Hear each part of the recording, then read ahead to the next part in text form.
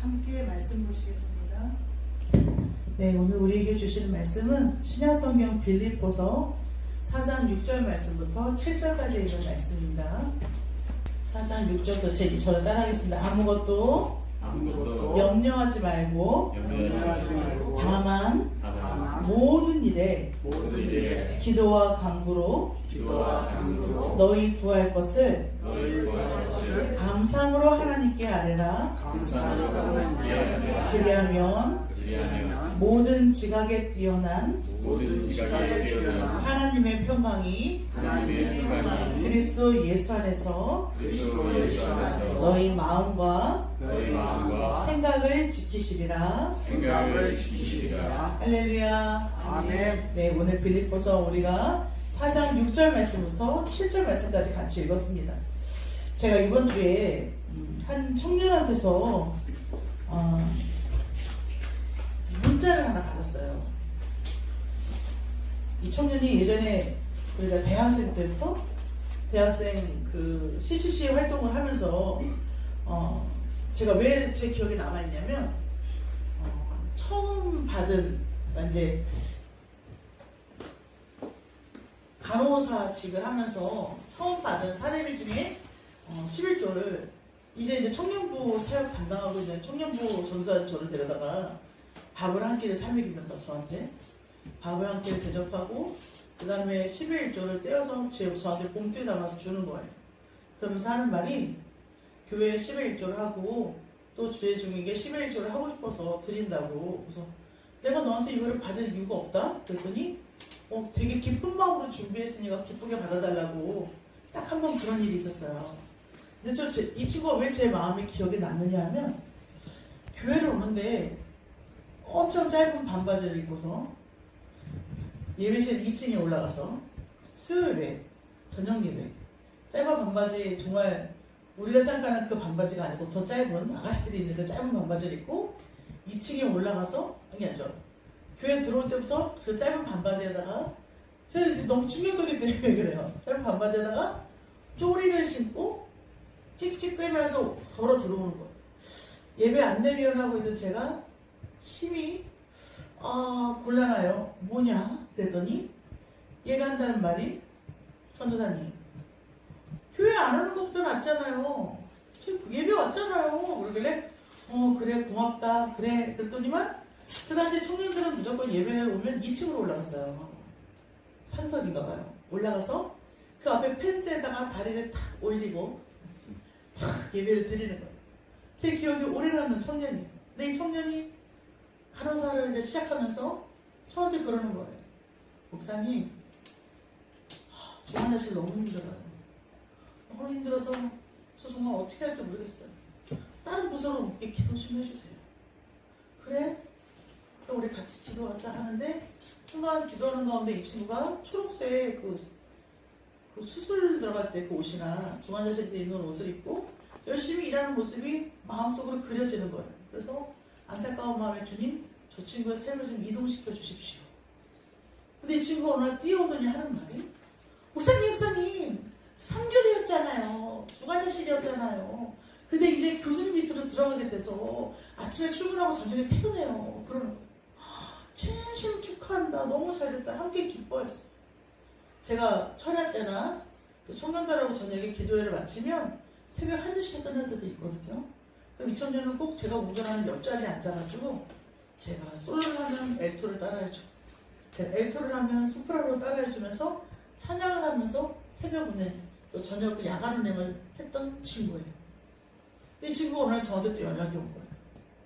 목사님 너무 삶이 무료합니다. 외국으로 나가봐야 되겠습니다. 기도해 주세요. 그러더니 그 좋은 간호사 교수님 밑에서 그 정말 3교대가 아닌 출퇴근하는 그 집을 과감하게 내려놓고 호련히 외국으로 1년을 떠나더라고요. 그러니 갑자기 돌아와서 이 친구 하는 말이 목사님 이제 제가 미용을 배우고 싶습니다 하길래 남들을 하고 싶어도 못하는 간호사직을 내려놓고 무슨 또 미용이냐 했더니 저 이쪽도 저한 비전을 맞는 것 같아요. 근데 어느 순간 갑자기 정말로 헤어 디자이너가 되어가지고 나타났어요. 넌 정말 도깨비 같은 녀석이구나 했어. 근데 코로나가 찾아왔잖아요. 코로나가 찾아오니까 미용실에 손님이 줄어드는 거예요. 목사님, 시골 예전 선배님 있는 병원에서 간호사 수급이 부족해가지고 자원봉사자를 뽑는데 그 봉사자에 제가 지원하려고 해요. 그러길래 그래 잘됐다. 너 그거 가서 그거 해라. 수도 없이 꿈이 바뀌어요. 그러더니 연락이 왔어요. 목사님 저 지방 어디에 내려와 있어요. 기도해 주세요. 그랬구나. 그럼 얘가 또 전화가 또 와요. 어떨 때 전화 오느냐?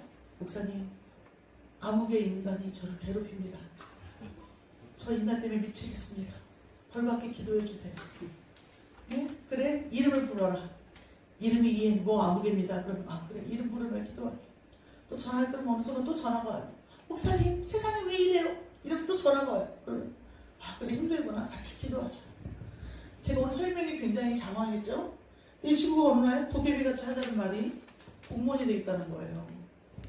공무원이 되어서 보건소에서 근무할 수 있는 조건이 갖춰지잖아요. 그걸 시험을 보는 거예요. 시험을 봤는데 한 번 떨어졌어요. 세상 무너지는 마음으로 찾아가더라고요. 그래서 한 번 더 도전해봐라. 넌 할 수 있다. 뭐 아깝게 떨어지지 않았냐. 근데 어느 순간 연락이 끊겼어요. 얘가 또 안 됐구나. 안타까운 마음이 있었는데 어느 순간 전화가 와서 하는 말이 저 사당동에 있는 사당동 그쪽에 있는 보건소에 지금 출근하고 있어요. 목사님 저 됐잖아요. 그러는 거예요. 그래서 제가 그랬어요. 말을 하지 않는데 네가 됐지 않은지 내가 어떻게 하냐. 됐어요. 그러길래 진심으로 축하한다. 그랬어요. 근데 오늘 그 전화가 또 온 거예요. 목사님 어느 아무개가 나를 또 너무 괴롭히고 뒤에서 내 욕을 하고 다닙니다. 저 인간이 벌받게 해주세요. 하나님 살아계신 것 맞나요? 또 그러는 거예요. 이분이 연락이 왔어요. 목사님 저 이제 하나님께 삐졌어요. 너무 힘들어. 교회 나가냐? 그러니까 교회 가끔 빠져요. 왜? 그랬더니 교회 가려고 아침에 옷을 입었는데 마음에 안 들어서 다시 내려놨다가 입었다가 보니까 예배 시간이 지났어요. 그래서 안 갔어요. 옛날에 제 믿음이 아닌 것 같아요. 미지근해졌어요. 뭐 이러는 거예요. 너 왜 그러냐? 하나님도 나를 안 사랑하는 것 같고 괴롭고 기도해도 마음도 하나도 안 편하고 그래서 야, 네 은혜의 온도를 올려라. 그랬더니 한다는 말이 이 정말 제 가슴을 때리는 말이었어요. 설교를 들어도 말은 뻔하구나 싶고 이러는 거예요. 그만이 해갖고 가서 그냥 앉아있는 것 같고 내 믿음은 안 자라는 것 같고 자꾸 꿈은 바뀌는데 삶은 자꾸 역동하고 변화를 일으키고 사귀도 나눠 친구랑도 헤어지고 모든 게 다 무너지려고 같은 이 시점에 나를 괴롭히는 인간까지 여전히 그 사람은 기세 등등한 것 같고 나는 힘든 것 같은 거예요. 그래서 제가 이 친구한테 힘을 내라고 이야기했더니 이러는 거죠. 목사님은 저한테 하는 말이 왜 목사님을 항상 좋아요? 대뜸 이거예요. 왜 목사님은 항상 좋아요? 뭐가 그렇게 좋아요? 그래서 내가 그랬어요. 욕이 나오는 현실이지만 억지로 감사하면 감사가 나와. 그랬더니 미치겠어요. 그러면서 한다는 말이 믿는다고 세상적인 복을 주는 것 같지도 않고 하나님 믿는 사람이나 안 믿는 사람이나 다 똑같이 주는 것 같은데 굳이 교회를 나가야 되나요? 굳이 하나님을 믿어야 되나요? 보면 오히려 하나님한테 야속한 마음이 더 많이 들어요. 제 카톡이 이렇게 막 장황하게 왔어요. 그러면서 한다는 말이 금년 한 해에는 교회 간 날보다 안 간 날이 더 많아요 라고 또 제가 무슨 성당 무슨 신부도 아닌데 고해성사를 막 해요. 그러면서 하는 말이 주정부려서 죄송하고 그래도 이렇게 또 하소연해요. 내 주변에 목사님이 되어주셔서 감사해요. 결론은. 그러면서 하는 말이 저는 영원히 하나님 앞에 의리잖아요. 하나님 계신 거 분명히 믿지만 전 어쩔 수 없는 의리기 때문에 붙어 살아야죠. 뭐 이게 결론이에요. 제가 이 말씀을 여러분에게 드리는 이유가 있어요.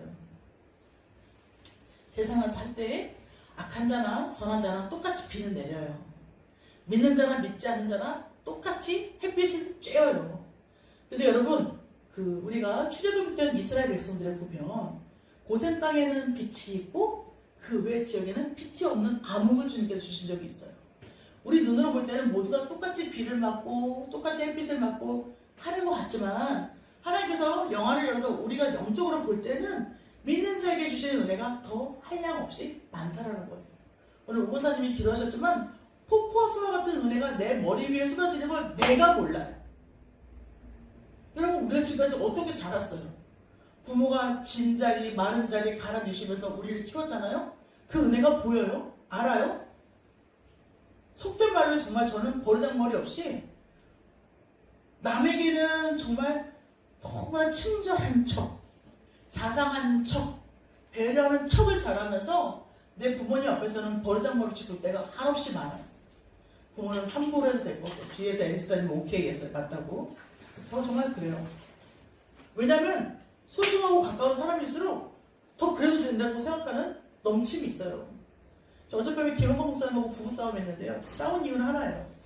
김 목사님 저한테 그래요. 신앙생활 하는 거 맞냐? 아니요. 장모님한테 맨날 그렇게 잔소리 듣는 거 보기 싫다. 고쳐라. 그게 무슨 신앙이냐? 30분 일찍 준비하라는 게 왜 안 되냐? 그런 믿음이 어딨냐? 와, 어젯밤에 진짜 지붕이 날아가는 줄 알았어요, 제가. 근데 여러분, 제가 이런 말씀 드리는 이유가 있어요. 쉽지 않아요. 한 인간의 꼬라지가 바뀌는 건 쉽지 않아요. 사람 변하는 건 쉽지 않아요. 예전에 저희 교수님이 그랬어요. 죽어도 안 변한다고 인간은. 죽어야 변하나? 하시더라고요. 신학대 교수님이. 사랑하는 여러분, 그런데 척은 할 수 없잖아요. 응? 우리의 정체가 분명히 크리스찬이면 결국 향기를 뿜어낼 수밖에 없는데 크리스찬도 아니면서 내 안에 썩은 것 가득한 민노라 하면서 내 안에 썩은 수없이 많은 쓰레기가 내 속에 있는데 아무리 척척척해도 내가 쓰레기면 쓰레기 냄새가 날 수밖에 없어요. 근데 이 쓰레기도요, 영원한 쓰레기는 없어요. 쓰레기통도 꽉 차면 버릴 수밖에 없잖아요. 세상 사람들이 그런 걸 해요.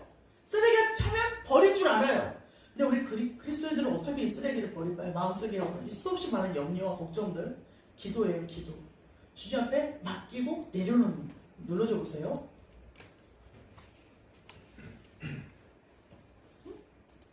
네. 느리게 사는 즐거움이라는 책이 있어요. 우리가 많이 아는 얘기예요. 우리가 평상시에 갖고 있는 이 100%라는 염려 중에서 40%는 절대 일어나지 않는 사건에 대해서 염려하네요. 아, 김 목사님 운전하다가 사고 나면 어떻게 하지? 에디스가 손님 머리 하다가 귀를 잘라버리면 어떻게 하지? 아, 내가 닭을 튀기다가 닭에 들리고가지고 생닭을 들고 와서 안 익었어! 이러면 또 어떡하지? 내 친구가 아르바이트로 오는데 오늘 안 오면 어떻게 하지? 우리 베트남 친구가 이러다 갑자기 나 그만둘래. 나 어떡하지? 일어나지 않은 일에 대해서 염려하면서 걱정하는 게 40%예요. 그다음 30%가 뭐냐? 이미 일어난 사건들에 대한 염려예요.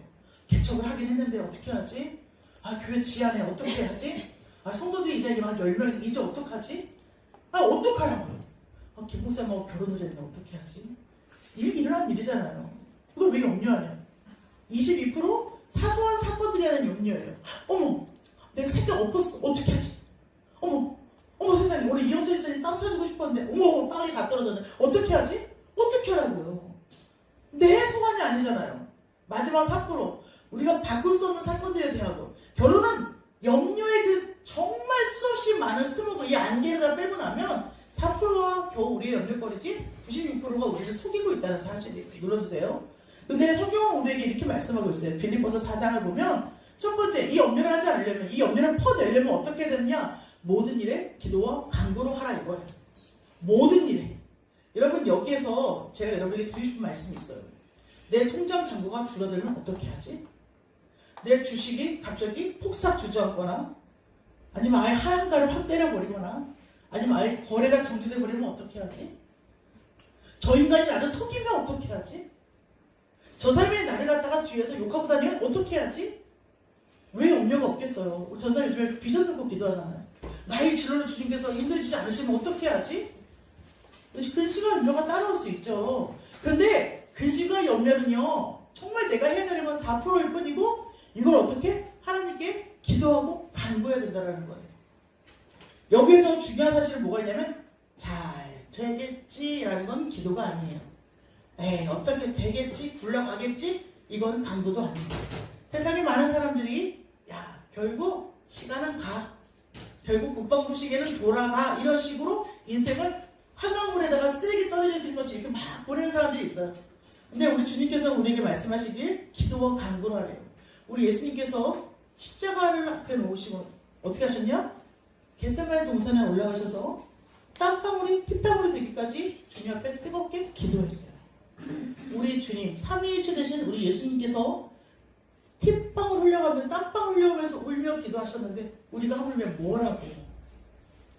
우리가 예수님의 십자가만큼은 아니더라도 인생에 수없이 많은 고난의 십자가가 우리 나름 다 있잖아요. 주님은 우리에게 기도하라고 하시고 간구하라고 말씀하세요. 혹여라도 난 지금까지 내 멋대로 그냥 굴러온 것 같은데 여기서 잠깐 마침표를 찍으시고 다시 시작. 어떻게? 기도하며 간구하면서 나의 사업이 되었든 나의 부부 생활이 되었든 나의 가정사가 되었든 무엇이 되든지 기도하고 간구해서 이것이 내 것이 아니라 하나님의 것이 되게 하나님께 싹 올려드리는 거예요. 저는 아까 제가 말씀드린 그 청년을요 항상 하나님께 이렇게 올려드려요. 내 소관이 아닙니다. 아버지 딸입니다. 아버지께서 이 딸을 이끌어 주실 줄로 믿습니다. 기도해요. 요한복음 14장 1절에 너희 마음에 근심하지 말라. 하나님을 믿으니 꼭 또 나를 믿으라. 이렇게 말씀하세요. 근심은 내가 기도하지 않고 내가 굴 속으로 들어갈 때 근심은 내 등에 따라올 수밖에 없어요. 내가 주님을 바라볼 때 근심이 뒤로 떠나간다라는 거예요. 근심거리. 카드값 28일에 카드값 내는 날인데 어떻게 하나. 이런다고 누가 내 돈을 대신 내주지 않아요. 그런 기적은 일어나지 않아요. 오히려 어떻게? 열심히 오늘 하루를 살면서 기도하며 간구하며 주님 저에게 지혜 주셔서 내가 헤쳐나갈 수 있는 능력을 달라고 기도하면서 하루하루를 빨리빨리 보내는 그게 진짜 믿음이고 지혜고 기도인 거죠. 두 번째 눌러주세요. 또 염려를 어떻게 하라느냐? 범사에 감사라고 말씀하세요. 이거는요 정말 최고의 답이에요. 최고의 답. 모든 음식에 소금이 들어가는 것처럼 모든 것에 감사가 들어가면 부패를 방지해요. 모든 것에 감사가 들어가면 어떻게 돼요? 그 풍성함이 배가가 돼요. 음식에 소금이 적절하게 딱 맛을 내면 그 음식의 향미와 풍미가 배가가 되는 것처럼 우리 삶에 감사가 들어가면 넘쳐나죠. 저는 감사할 때 하나님께서 역사하신다고 믿어요. 왼수 같은 남편에게 감사하세요. 왼수 같은 아내에게 감사하세요. 그리고 내 원수에게 감사해보세요. 제가 왜 저래요? 뭘 잘못 먹었나? 하겠지만 그 감사로 인해서 내 삶이 역전될 수 있다는 사실이에요. 내가 누구에게 감사하느냐? 하나님 앞에서 그에게 감사하기 때문에 범사에 하나님께 감사하기 때문에 그 감사가 여러분의 삶의 이 수레바퀴를 방향을 바꾸게 할 수 있다는 사실을 믿으셔야 돼요. 이게 바로 성경의 원리예요. 우리 주님도 십자가를 앞에 놓으시고 할 수만 있다면 이 잔을 그러나 아버지의 원대로 하시옵소서 하며 그것을 고난을 허락하신 하나님을 찬양하고 하나님께 영광을 올려드리며 그 십자가의 길을 걸어가셨어요. 국민학교 때는 언제 중학생이 되나 중학생 때는 언제 고등학생이 되나 환장하겠네. 근데 어느 순간 내가 지금 뭐가 됐어요? 성인이 돼 있어요. 요즘에 제 조카 여자애가 그래요. 이모 너무 힘들어 막 이러고 전화 와요. 그러면 힘들지 금방 끝나. 그러면 끝나긴 뭐가 끝나 이래. 고생했다. 한 번도 이 조카가 저한테 이모 오늘 하루 고생했어요 라고 말한 적 없는데 얘가 공부하는 것도 고생인 것 같고 친구랑 교제하는 과정도 다 고생인 것 같고 위로하고 위로해주는 역할이 제 역할이잖아요. 우리 하나님께서 내가 귀가 다쳐서 그렇지 날마다 우리를 위로하시며 독려하세요. 그래 잘한다. 조금만 힘내라. 그 독려하심을 여러분 경험할 수 있었으면 좋겠어요. 근데 이게 언제 들리느냐? 기도의 무릎을 꿇었을 때 들린다는 거예요. 우리 주님께서 저에게 주셨던 그 위로 내가 너를 사랑하는데 너의 가족일까 보냐 염려하지 마라. 염려는 하나님을 슬프게 하는 일이고 염려는 나 주님을 안 믿어요 하는 거예요. 출애굽했던 모든 백성들이 하나님을 분노하게 했던 이유는 염려였기 때문이에요. 물이 없어 죽을 거야. 고기가 없어 죽을 거야. 마늘과 양파를 못 먹네? 우린 죽어. 모든 염려. 우리는 왜 우리는 저 좋은 땅에서 끄집어내가지고 이 고생을 시킵니까? 그 염려가 하나님 앞에 분노하게 하셨다는 거예요. 우리 오늘 삶 가운데 그런 염려거리들은 다시 말하면 하나님의 분노거리예요. 나의 삶을 보시면 분노하실 수 있는 것들 빨리빨리 퍼내야죠. 뭘로? 기도와 감사와 간구. 눌러주세요. 우리가 이렇게 할 때 모든 지각에 뛰어난 하나님의 평강, 이 모든 것들을 사모하고 그 평강이 내 것이 된다는 사실입니다. 어떤 분을 보면요 아무것도 없는데 항상 행복해요. 아무것도 없는데 감사해요. 예전에 에리 집사님 해주신 말이 지금 정말 마음에 참견을 담아있어요. 병원에 갔는데 그 할머니가 이제 그 기초수급 받으시는 할머니인데 본인 치료비 조금만 내시면서 나라 도움 받아가지고 병원에 입원해서 치료받으시는데 모든 순간순간에 간호사가 뭐를 갖다 줘도 감사합니다. 주사를 줘도 감사합니다. 아이고 내가 뭐라고 이렇게 주십니까? 주사를 줘도 감사합니다. 모든 순간순간마다 감사합니다 하니까 그 간호사분들이 오시는 분들마다 뭐 하나 더 해주고 싶어 했다잖아요. 어떻게 하면 우리가 이 감사의 최고봉에 설 수 있을까?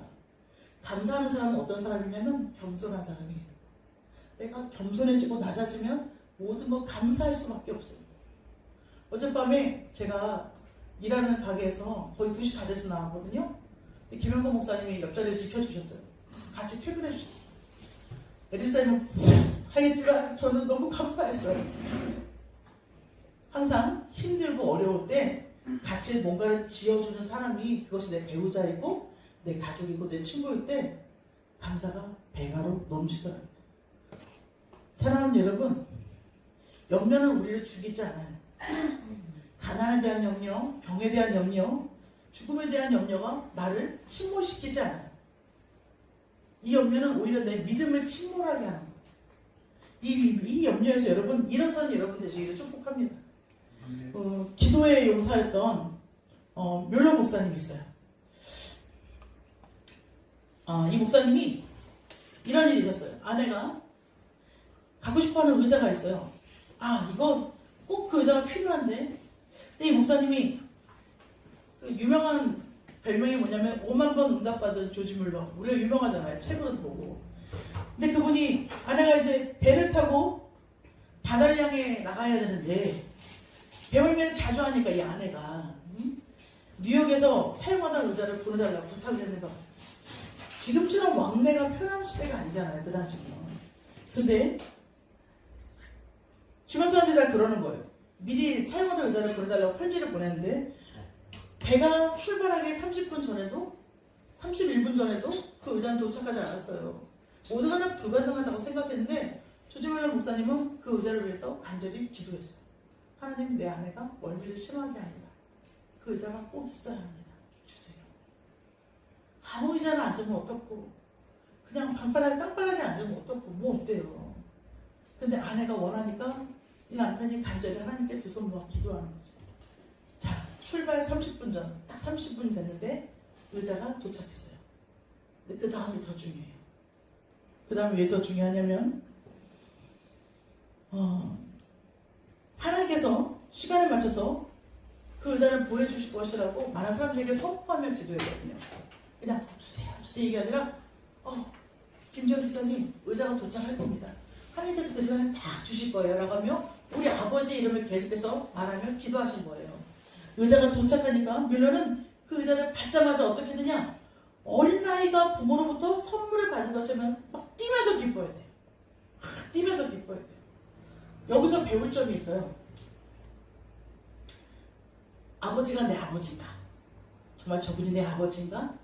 내 삶에 지금 누리는 모든 것들이 저분께서 나에게 주신 것이다? 그런 고백이 우리 삶 가운데 진짜로 있나? 정체라는 걸 계속해서 제가 지금 묵상하고 있는데, 정체. 그리스도인의 정체는 무엇일까? 믿는 자의 정체가 뭘까? 요즘에 어떤 사람들은 믿노라 하면서 돈 장사해요. 믿습니다 하면서 목사직으로 장사해요. 우리 지사님 예전에 저한테 알려주셨잖아요. 저도 물론 알고 있었지만 부동산 하시는 목사님들이 참 많아요. 여기다 교회 지어가지고 땅값 오르면 저쪽으로 옮기면서 또 자기 거를 어떻게 하고 그런가 하면 믿노라 하면서 교회에서 세일즈 하시는 분들이 진짜 많아요. 그리고 믿노라 하면서 정치하시는 분들도 참 많아요. 교회 안에 정치 그룹을 만들고 경제 그룹을 만들고 끼리끼리 모이는 거죠. 교회 안에서 남편을 일찍 잃은 과부들이 너무 외로워요. 재산이라도 있으면 하는데 그것도 없고 남편도 없고 홀로 사시는 많은 어르신들이 교회에서 거의 비주류처럼 교회에서 취급당하는 요즘 교회를 보아요. 얼어 죽을 것들이에요. 이 교회가. 왜? 예수님께서 만드셨던 그 교회가 아니에요. 고아와 과부를 돌보고 가난한 자들을 돌보라고 집사를 세우신 거예요. 권사를 세우신 거예요. 그런데 대리, 과장, 차장, 이사처럼 교회에서 내가 지급받은 사람인 줄 알아요. 어려운 일을 돌보라고 목회자가 다 구제할 수 없으니까 그걸 도우라고 그 직분을 주신 건데 뭔가 많이 착각하고 살아요. 마치 예수님의 왼편과 오른편에 앉은 것처럼 유세하고. 이 또한 믿음이 없는 모습이죠. 내 정체가 그리스도인으로서 내 정체가 맞느냐. 주님 앞에 진정한 예수님 닮은 사람으로 내가 가기 위해서 그 길을 계속 걸어가고 있는 내 정체가 진짜 뭐냐. 믿는 척, 아빠 때문에 믿는 척 교회 나가고, 누구에게 보이기 위해서 교회 나가고, 그게 지금 내 정체는 아닌가 이거.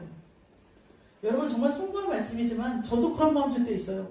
야 정은영, 야 주의 길 가겠다고 했는데 내 동기들은 진짜 막 큰 교회 담임 목사도 지금 하고 있고 막 방송에도 막 나오고 있고 하는데, 야 정은영은 뭐냐, 신대원대 방귀좀 낀다고 했더니 뭐냐. 근데 다 배설물이에요 여러분. 뭐가 배설물이냐면요, 그냥 내가 오늘 골방에서 단지 무릎을 꿇고 두 손 모아 기도해도 내가 주님 앞에 내 마음이 진실하면, 그리고 말씀대로 내가 한 걸음 한 걸음 지금 걸어가고 있다면 이게 진짜예요. 와, 사랑의 숲교회 2018년도에 여기 개척했는데 아직도 여기서 이러고 있는데 어쩌라고요. 전사님 어쩌라고요. 그죠? 그게 뭐 어쩌라고요. 우리가 자판기나 동전 넣어서 버튼 누르고 뭐가 튀 나오는 이런 신앙생활이 아니잖아요. 세상은 이런 걸로 교회를 염려시켜요. 믿는다며, 예수쟁이들이라며 너희들 왜 이래. 그리고 수없이 많은 예수인 척 하는 분들이 교회에서 교회라고 비춰지기 때문에 진정한 예수님이 욕을 먹고 계세요. 근데 이 부분에 있어서 우리가 염려할 것이냐? 오히려 치고 감사하며 치고 기도하며 하나님을 앙망할 때 교회가 자정하고 다시 한번 개혁을 하고 다시 한번 일어서게 될 줄로 믿습니다. 아멘. 지하에서 우리가 외쳐봤자 누가 뭘 듣겠어요? 안 들으면 어때요? 우리 주님이 우리의 마음을 아시는데, 개척교회로서 자정하고 다시 한번 거듭나길 원하는 우리의 마음은 주님께서 아시는 거예요. 우리 성도가 서로를 바라볼 때 목사님 항상 그러시잖아요. 환영합니다. 예수님의 사랑을 품겠습니다. 이거에는 상대방을 비즈니스 대상으로 보면 안 돼요. 상대방을 나의 거래 대상으로 보면 안 되고 나의 수완 어떤 대상으로 보아서는 절대 안 돼요. 우리 주님은 우리를 그렇게 그런 이름으로 모이라고 하신 게 아니에요. 십자가 앞에 우리가 모인 이유는 하나예요. 하나님을 사랑하고 이웃을 사랑하며 교회를 사랑해서 교회의 머리 대신 예수님의 몸이 되고 싶어서 우리가 여기 모였잖아요. 그렇다면 즐거운 마음으로 함께 서로 감사하고 기뻐하고 기도하며 이 염려를 던져버리고 이 믿음의 항해를 승리하는 우리 모두가 되었으면 좋겠습니다. 아멘. 오늘 많은 이야기들이 곳곳에서 동서남북에서 들려와요. 김영훈 목사님이 저한테 그러시더라고요. 요즘 교회들이 어떤 교회는 4분의 1로 줄어들고 어떤 교회는 5분의 1로 줄어들고 난리가 났다. 저는요, 어떻게 보면 죄송하지만 잘됐다 싶어요. 진짜 알고가 쭉정이가 벌어지는 시대를 우리가 살아가고 있어요. 총각칼은 안 들었지만 세상의 세속적인 것들이 우리의 믿음을 도전하고 시험하는 시대를 살아가고 있어요. 당장 핸드폰만 탁 키면 막 야하고 막 세속적이고 막 우리의 심장을 벌컥벌컥하게 만드는 것들이 여기서 막 쏟아져 나와요. 죄도 지을 수 있고 거짓말도 할 수 있고 정말 사기쳐서 돈도 벌 수 있는 게 이 안에 다 들어있어요. 어떻게 살 것이냐. 우리에게 도전해오는 시대. 무서워 멀리 해야 돼 이게 아니라 이것을 뛰어넘는 믿음으로 돌파하는 믿음으로 이 시대를 승리하는 여러분 되시기를 축복합니다.